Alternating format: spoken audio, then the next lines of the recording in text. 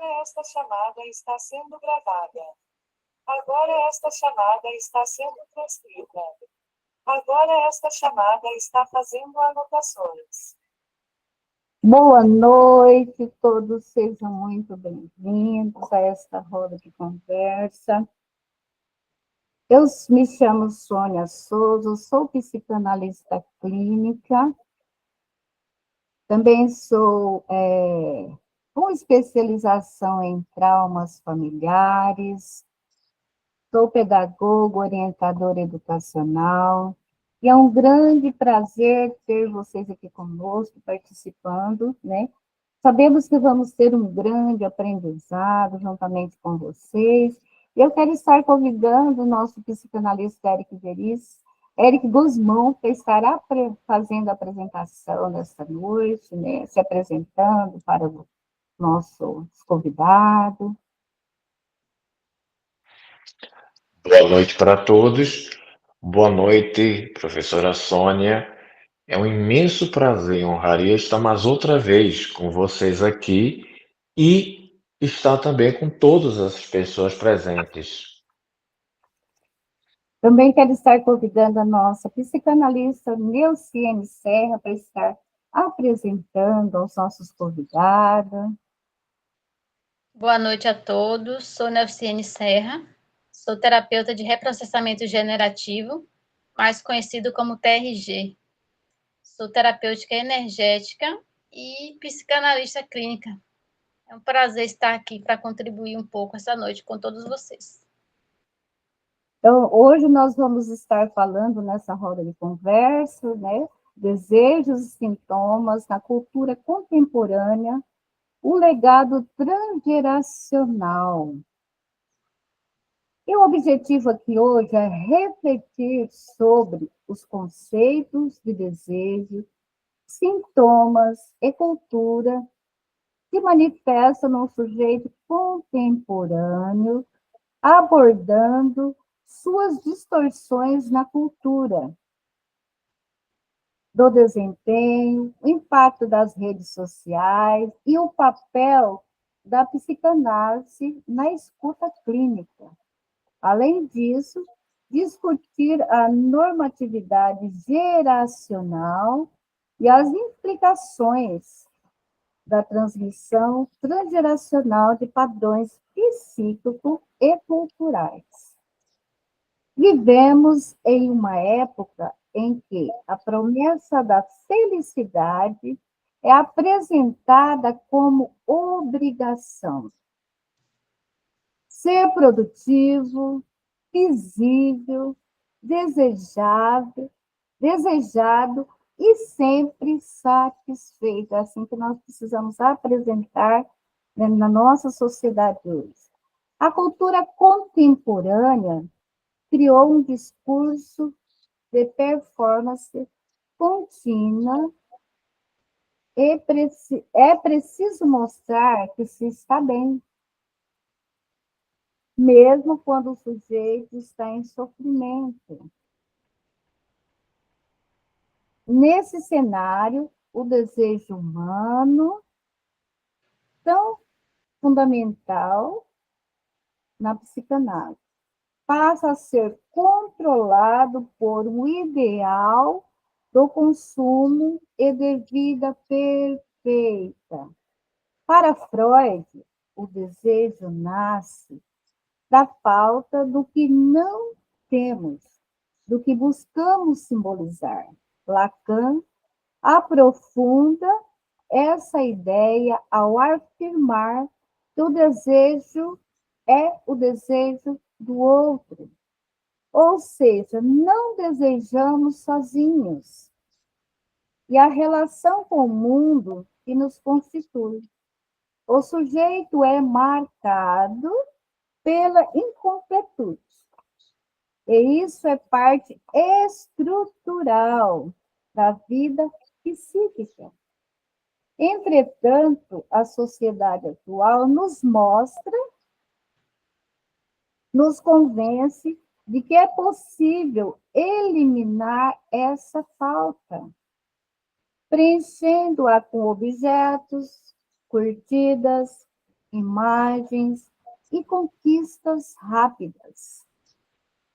Essa tentativa de calar o desejo gera novos modos de sofrimentos, ansiedade, compulsão, depressão, isolamento, pânico.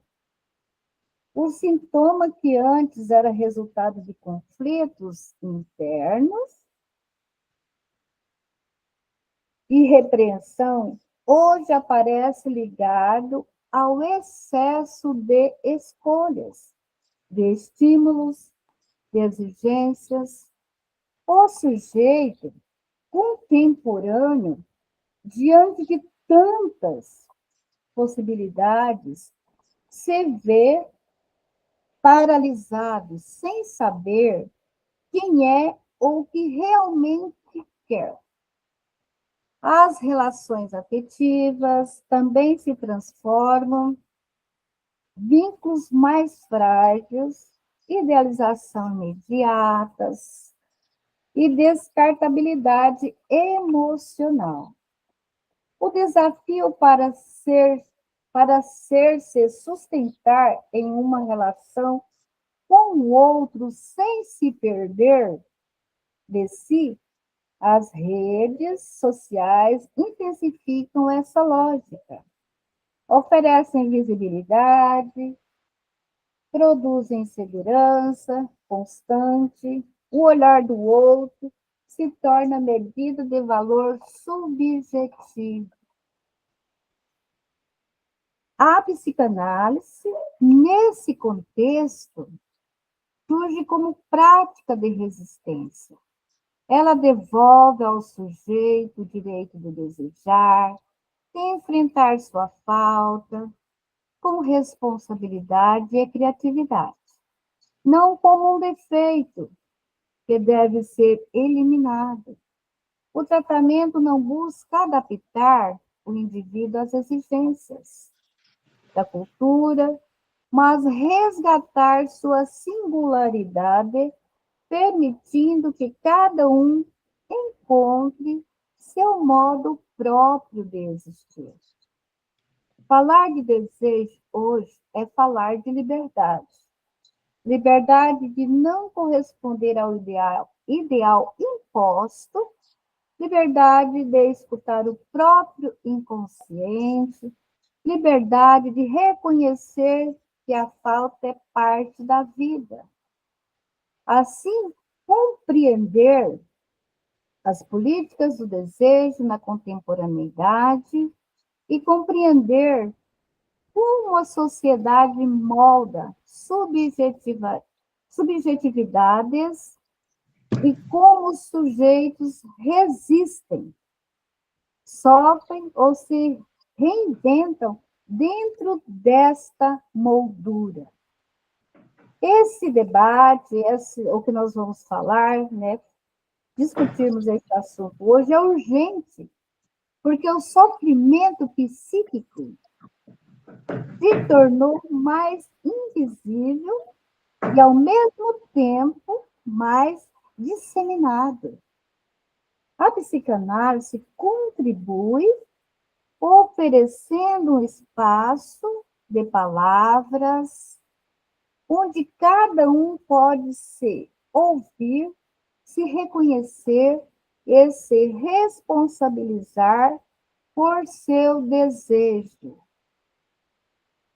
Em uma cultura que quer objetos completos, a psicanálise lembra: somos seres de falta, o desejo é o que nos mantém vivos. Não há sujeito sem relação com o outro. E agora nós vamos, né, estar ouvindo o nosso psicanalista Éric Dumont com sua participação conosco, né? Mais uma vez, boa noite. Vamos lá. Compreender como o desejo é transmitido através das gerações, distorcido pela cultura do desempenho, que está baseada na competitividade, produtividade e valor e do sucesso. Esse, digamos, que é o tema central do que vou falar. A psicanálise compreende o desejo como algo que é continuamente transmitido de uma geração para outra. O que os pais desejam, o que a sociedade deseja para os seus filhos e como essas expectativas internalizadas ao longo das gerações. Um pequeno exemplo disso é quando os pais valorizam o desempenho acadêmico ou profissional. Pode transmitir, mesmo que inconscientemente, aos filhos um desejo de perfeição. Perfeição essa que pode criar ou vai criando uma constante insatisfação e frustração. A sociedade contemporânea, marcada pela competitividade e pela busca incessante da produtividade, distorce o desejo autêntico, tornando um desejo de reconhecimento, status e sucesso imediato. Um pequeno exemplo sobre isso é o desejo pela aceitação nas redes sociais, produzido da necessidade de aprovação constante, através das curtidas, seguidores, compartilhamentos, que substitui a busca por um desejo genuíno de realização pessoal. As normas do sucesso imposta pela sociedade, impacto de uma forma como o desejo é experimentado, criando uma desconexão entre o desejo real do sujeito e as expectativas externas. Um pequeno exemplo sobre isso é o desejo de ser bem-sucedido no trabalho ou na vida pessoal, mas que se vê limitado por uma visão de sucesso que não necessariamente está alinhado aos seus verdadeiros desejos, aos seus verdadeiros valores, mas sim ao que é esperado pela sociedade. Nós podemos observar aqui, que o nosso psicanalista falou sobre os desejos, e quantos desejos nós não temos por dia, né, em nossa vida, todos nós, né? Quantas coisas que nós não desejamos, quantas coisas que nós não imaginamos, e temos esse desejo.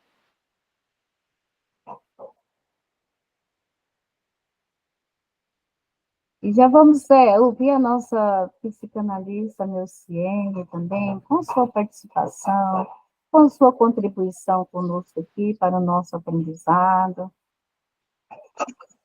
Boa noite. Então, vamos abordar o impacto das redes sociais na formação do eu e no narcisismo. Analisar o impacto das redes sociais na construção da identidade do sujeito contemporâneo, especialmente no que se diz respeito ao narcísico e à formação do eu em um contexto de comparação constante. Tópicos de discussões: o narcisismo nas redes sociais. A construção do eu nas redes sociais é frequentemente baseada na busca por validação externa, criando uma distorção do narcisismo. A busca constante por aprovação nas plataformas digitais reforça um narcisismo superficial. Exemplo: um indivíduo que constrói sua identidade com base na imagem que projeta nas redes sociais, buscando validação por meio de curtidas e comentários, ao invés de desenvolver uma autocompreensão sólida. Redes sociais e a imagem do corpo. A pressão estética e a comparação com padrões irreais de beleza e sucesso promovidos nas redes sociais afetam profundamente o desejo e a autoimagem do sujeito. Exemplo: jovens que desenvolvem transtornos alimentares ou dismorfia corporal em resposta à idealização de corpos perfeitos visto no Instagram ou no TikTok. A cultura da comparação e o impacto no sujeito.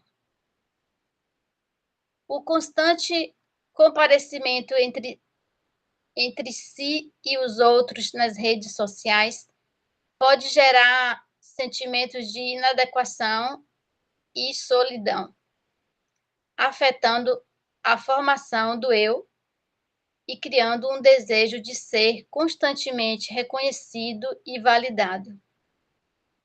Exemplo: o aumento da ansiedade e da insatisfação com a vida pessoal de muitos indivíduos que se comparam constantemente com as imagens de perfeitas nas redes sociais, de vidas perfeitas.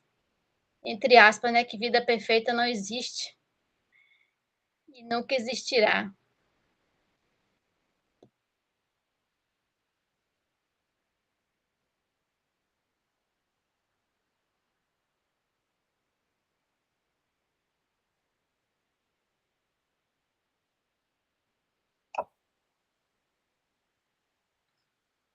Eu estou aqui recebendo o pessoal. Então, vamos lá. Nós podemos observar aqui, né, que a nossa psicanalista falou das redes sociais, TikTok. As redes sociais transformam profundamente a forma de como o sujeito se constitui e se relaciona.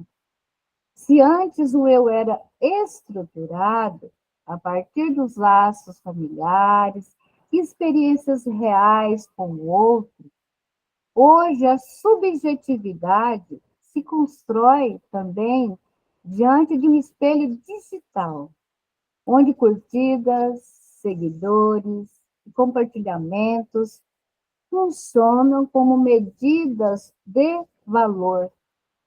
A lógica narcisística ganha força neste ambiente. A imagem torna-se algo a ser gerenciado, moldado e idealizado. O sujeito busca não apenas existir, mas parecer existir. E de forma impecável, esse ideal de perfeição gera efeitos como fragilidade na autoestima, medo constante do julgamento, dificuldade de lidar com a frustração, ansiedade por aprovação imediata, em vez de uma construção sólida do eu. Assistimos à formação da identidade instáveis, performáticas e dependentes da validação externa. Mesmo assim, as redes sociais não precisam ser vistas como vilãs. Elas também podem oferecer criatividade, pertencimento e expressão subjetiva. O problema não está no uso, mas na forma como o desejo do sujeito é submetido à lógica do algoritmo rápido, comparável e insaciável. A psicanálise entra como espaço de ruptura, como esse circuito de idealização e consumo de si. Ao promover escuta, singularidade elaboração do inconsciente, ela oferece ao sujeito a possibilidade de reencontrar seu próprio desejo, além dos moldes impostos pelo olhar do outro. Então, as redes sociais, ela ajuda, mas se nós não soubermos usar também, ela acaba atrapalhando, né? E agora nós vamos falar sobre o sintoma como linguagem e o lugar da escuta clínica. Traz como objetivo refletir sobre o sintoma como uma manifestação da psique e como ele serve como uma forma de linguagem, além de discutir o papel da escuta clínica na psicanálise para compreender e tratar essas manifestações. Sintomas como linguagem. Para a psicanálise, o sintoma é uma forma de expressão do inconsciente, uma linguagem que o sujeito utiliza para comunicar algo que não pode ser dito diretamente. Exemplo, para ficar mais claro para nós. Como um sujeito que apresenta sintomas de fobia social pode estar, de forma simbólica, expressando um medo profundo de rejeição, ligado a um trauma transgeracional, de abandono ou não aceitação por parte dos pais. A escuta clínica, né, é o papel do analista.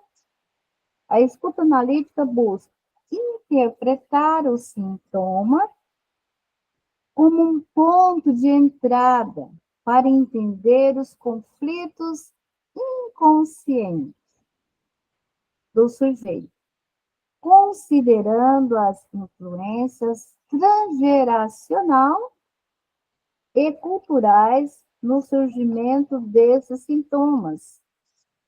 Quando a gente fala transgeracionais, de repente tem alguém que está pela primeira vez, né? São traumas que vai passando de geração a geração, são traumas que vai seguindo até ser trabalhado, né? Ser simbolizado na pessoa. A psicanálise ajuda o sujeito a entender que sua ansiedade no trabalho, por exemplo, está ligada a um desejo transgeracional de alcançar o sucesso para suprir as expectativas dos pais. O lugar da escuta na prática psicanalítica, né?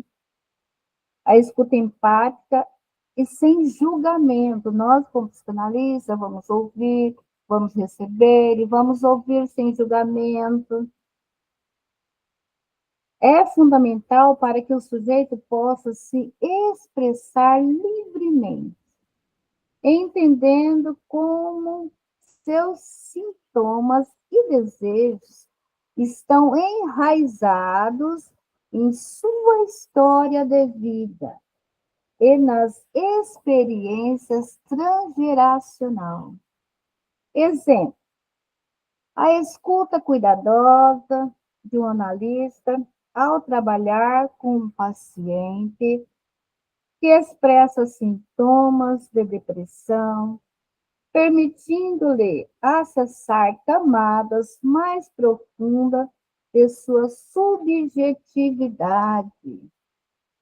Então, nós precisamos, né, conversar, ouvir o que o nosso analista tem para dizer, para falar para nós. E na psicanálise, o sintoma não é apenas um problema a ser eliminado. mas uma mensagem do inconsciente, ele expressa de forma cifrada, conflitos, desejos e traumas que o sujeito não consegue dizer em palavras. Por isso, não basta calar o sintoma com soluções rápidas ou intervenções puramente normativas. É necessário ouvi-lo quando o sujeito adoece, seu corpo ou seu comportamento fala aquilo que sua consciência não deu conta de nomear. Assim, o sintoma funciona como um pedido de reconhecimento, um modo de comunicação com o outro, um sinal de que há algo do desejo em sofrimento, uma tentativa de solução para um conflito subjetivo. O espaço clínico, então, se torna um lugar onde essa linguagem pode ser decifrada. A escuta psicanalítica rompe com o discurso social da performance, onde o importante é funcionar e não sentir. Diferente de uma postura que aponta respostas prontas. O analista oferece um silêncio acolhedor, ético e interpretativo, capaz de abrir caminhos para novas produções de sentido. Ao falar e se ouvir, o sujeito encontra outra possibilidade de lidar com aquilo que o angustia. Não mais apenas repetindo o sintoma, mas reconhecendo o seu significado e podendo escolher algo diferente. O tratamento não consiste em apagar os sintomas, mas em transformar a relação do sujeito com sua própria história, permitindo que o afeto circule e que o desejo encontre uma via menos dolorosa de se expressar. Assim, a psicanálise afirma que todo sintoma merece escuta, pois o sintoma é o modo como o inconsciente insiste em ser ouvido. E é na escuta clínica que o sujeito reencontra sua palavra, reencontra sua forma de voltar a viver de uma forma normal. E alguém gostaria de falar alguma coisa, complementar? Temos o nosso professor, nós somos em 12 pessoas, tem a Cibele, o professor Siqueira, tem a Laudicea, tem mais os nomes aqui que foram entrando. Agora nós vamos ouvir vocês um pouquinho. Aí eu vou entrar com uma pergunta, ou vocês preferem que eu entre com uma pergunta? Acho que é melhor, hein? Né? É melhor você já lançar a pergunta. Eu vou entrar com uma pergunta para que vocês possam responder. Ó, como o sintoma pode ser compreendido como uma forma de linguagem psíquica que o sujeito utiliza para expressar seu inconsciente?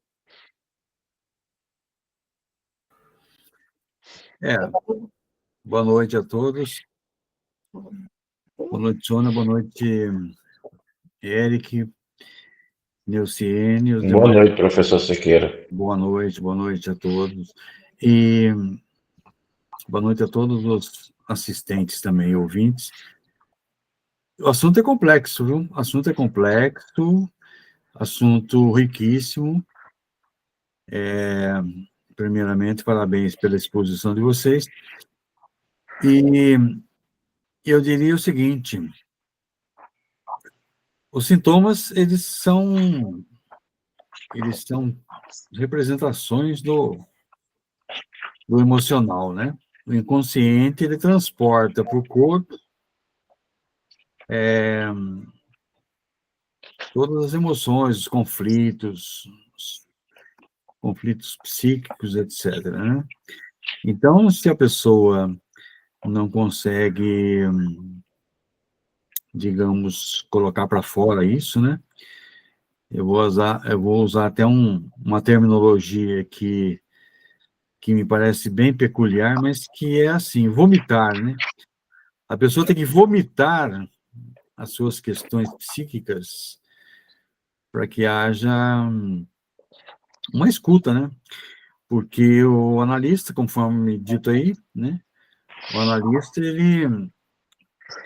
ele vai ouvir o paciente com as suas demandas, com as suas queixas, e ele vai tentar interpretar isso aí. Nem sempre a peculiaridade do problema o analista consegue, né? Porque os conflitos, eles vêm de uma forma, assim, surpreendente. Então, o que que eu diria para vocês, né? Quando a Sônia perguntou, né? Dessa questão como é que o sintoma, né? Como é que o sintoma pode ser visto, pode ser sentido, pode ser percebido, né? Tem um chinês, não chinês, Byung-Chul Han, que ele fala da sociedade de transparência. Então, essa transparência, ela é assim, né?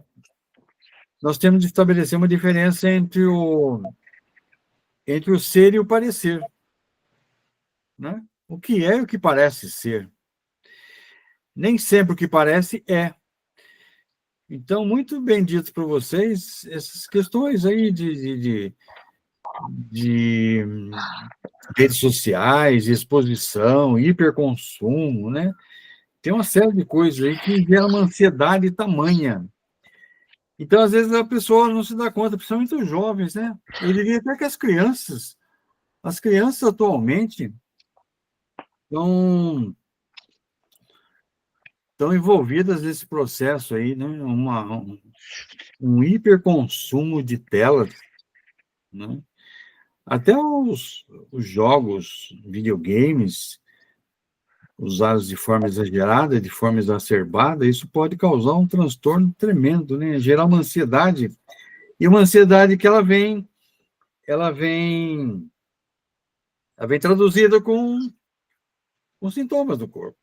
Às vezes a criança começa a sentir um mal-estar, uma dor de cabeça, uma enxaqueca, alguma coisa, e proveniente do quê? E os pais nunca vão perceber, não é por causa das telas, não é por causa do celular que ele está usando, ele usa tão bem o celular, ele se distrai, mas no bojo disso daí, né, atrás disso, tem essa coisa, né, desse consumo. Então, eu diria isso para vocês, né, que às vezes o excesso de aparência nas redes sociais pode gerar aí vocês falaram muito de desejo, pode gerar, não, gera desejos instáveis e insaciáveis. Quanto mais você usa, mais você quer. É assim que eu vejo. Daqui a pouco a gente fala um pouco mais. Obrigado pela Complementando um pouco, professor, dessa tua ilustre fala, eu estava refletindo do que você estava falando sobre esse tema e quantas pessoas eu atendo, quantas pessoas eu vejo, não só sofrendo dessa questão desse desejo, que nas redes sociais de hoje em dia fica uma coisa altamente distorcida, altamente desfocada, mas com um grau de ansiedade, com um grau de satisfação muito grande. Ou muitas vezes, como chegou inclusive muitas vezes a me falar, o que que eu fiz de errado? Como se todo mundo tivesse feliz, todo mundo tivesse com conquista, todo mundo. Mas eu não tenho, eu só tenho aquela vida assim, sabe?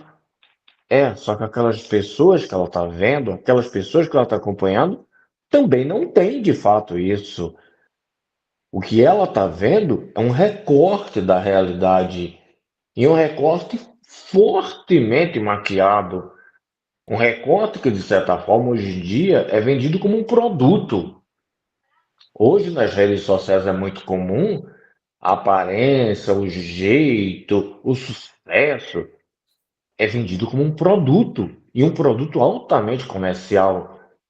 E isso cria muitas distorções, isso cria muitos problemas. Eu cheguei a atender pessoas, tanto de uma certa idade como também jovens adultos, que eu olhava, olha, chega a ser até difícil do que falar quando grande parte da visão da pessoa está tão distorcido por causa dessa própria visão que não consegue imaginar que ela está dentro de uma pequena bolha e grande parte de tudo que está vendo é só marketing, não é real. As pessoas, na realidade, não vai ter essa vida de glamour que se imagina, não vai ter essas maravilhas que se imagina, e por maior que seja o nosso êxito, por maior que seja as nossas situações positivas, o que a gente vai ter no dia a dia é lutar muito, se esforçar muito, muitas vezes virar à noite tendo que estudar para conseguir falar adequadamente, para conseguir atender os clientes. Não é aquela coisa que eu cheguei, estalei o dedo, tudo é fácil, tudo é simples. Eu falo, isso não existe. Por outro lado, uma outra consequência que eu estou vendo muito atualmente é eu chegar em um restaurante, chegar em algum local e ver uma cena que parece de filme de horror. Uma tonelada de pessoas lá com o celular na mão. Eu falo, Família gente, toda, a família toda reunida, cada um com seu exatamente, celular. professor, exatamente. É. Aí eu olho, gente, como é que o pessoal pode estar tão distante junto ao mesmo tempo desse jeito?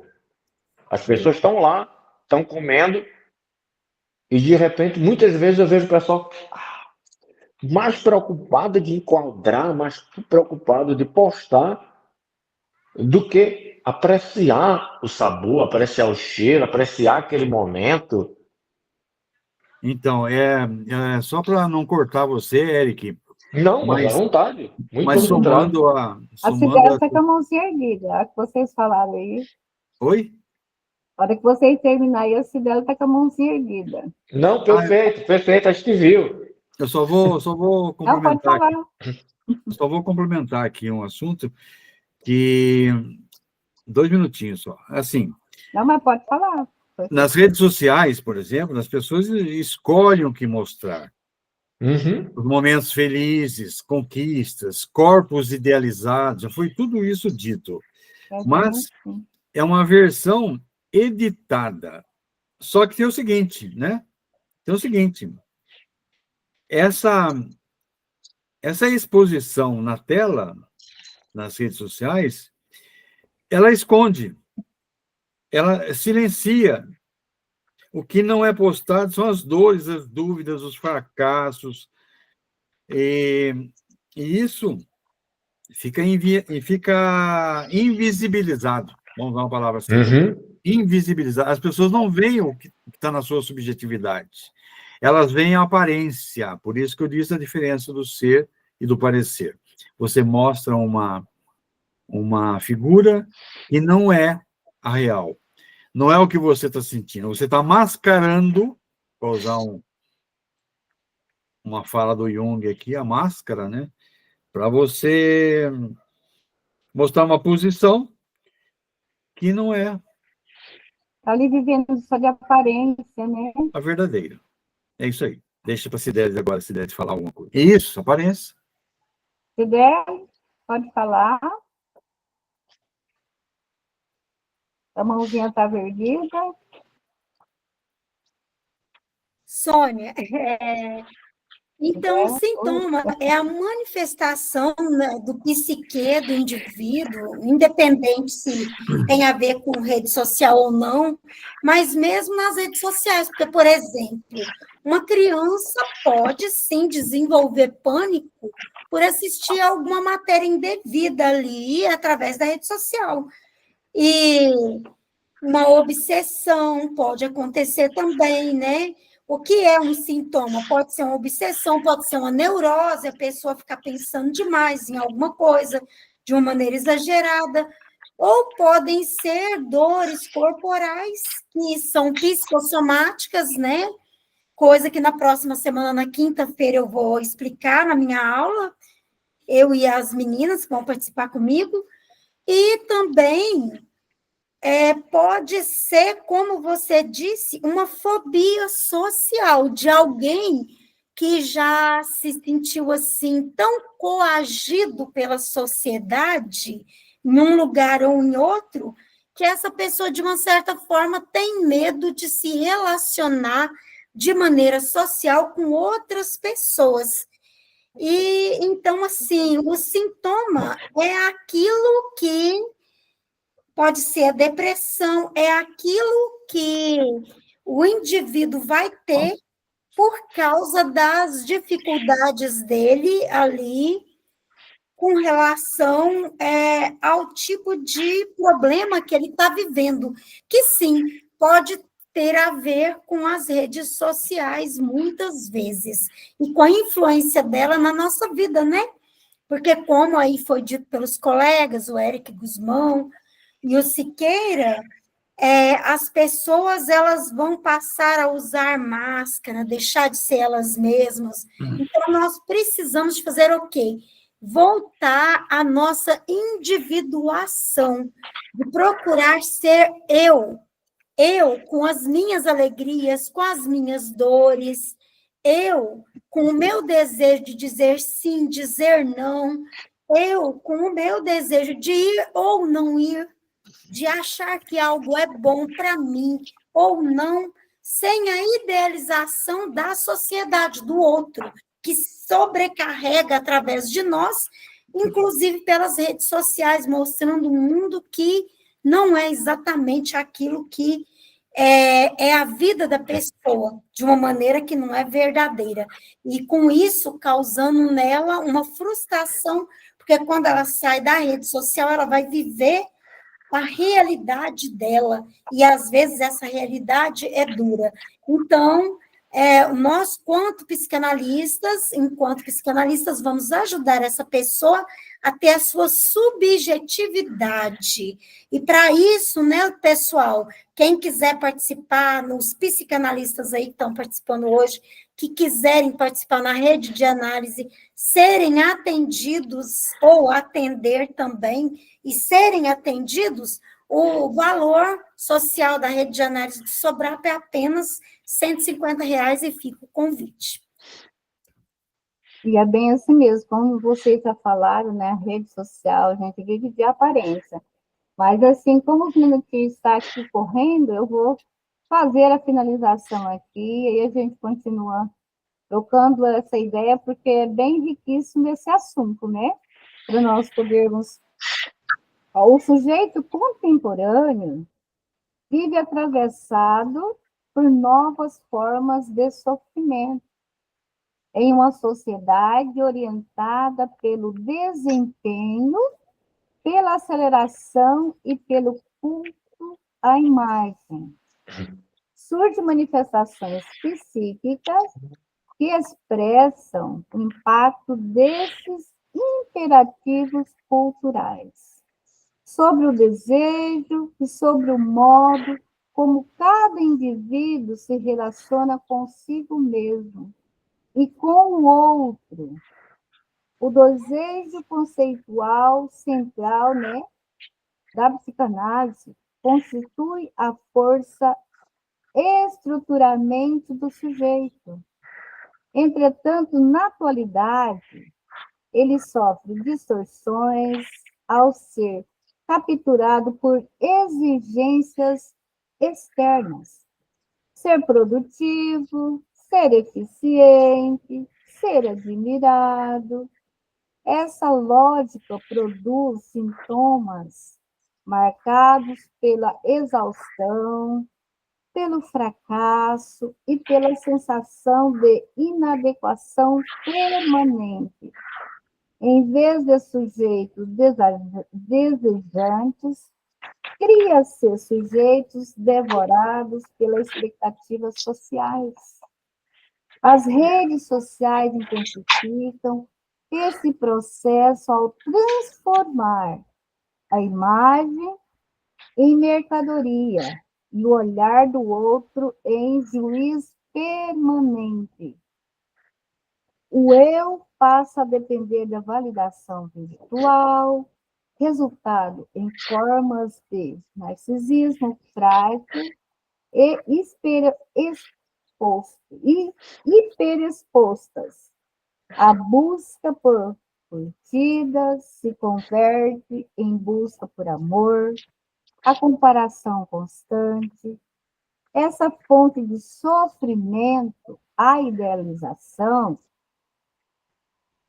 digital produz um vazio subjetivo que não se preenche com números, mas que frequentemente se manifesta como angústia, depressão e extrema sensibilidade ao julgamento. É nesse cenário que os sintomas se tornam a linguagem essencial. O corpo, as emoções e os comportamentos passam a dizer aquilo que o sujeito não consegue simbolizar. E nós, como psicanalista, a psicanálise nos ensina que o sintoma não deve ser silenciado de imediato, nem medicalizado de forma indiscriminada. Ele pede escuta, pois carrega um sentido que pertence à história singular de cada um. E eu já quero aqui estar, convidando o nosso psicanalista, Eric Guzmão, para estar se despedindo. Eu não coloquei a lista de presença. Agora que eu estou vendo aqui. Mas eu vou colocar. Enquanto vocês vão Maravilha. se despedindo. Então, boa noite para todos. Mais outra vez, é uma imensa honraria de estar aqui participando, de ter sido convidado pela professora Sônia, de estar participando aqui na Sobrapa, e, é claro, de estar podendo dialogar com todos vocês. É sempre um imenso prazer e uma imensa honra. Quero aqui também estar convidando a nossa psicanalista, Neuciene Serra, para estar se despedindo dos nossos convidados. Quero agradecer a presença e escuta de cada um. Foi Pode muito pôr, bom. Cris, para mim, por favor. Muito bom estar com vocês, foi muito bom essa troca. Desejo que algo daqui seja ecoado na psique, para que possamos levar para o nosso dia a dia e contribuir no nosso atendimento, no set analítico. Boa noite a todos, bom descanso e até uma próxima. Boa noite. Eu também quero estar aqui, agradecendo a todos, que aceitaram o nosso convite, estar aqui participando conosco. Agradecer a Sobrapa, agradecer a todos, que estão aqui conosco, participando. E dizer para vocês que daqui a 15 dias nós temos novo encontro, vai ser um assunto diferente. Quero agradecer a Sobrapa, a todos os convidados. E se você gostou dessa roda de conversa, associe-se a Sobrado. Venha fazer parte conosco também, venha ministrar as suas aulas, venha trazer os ensinamentos, né? Dividir conosco, aprendermos juntos. E eu quero estar assim agradecida a todos e já vou parar, né, a nossa gravação.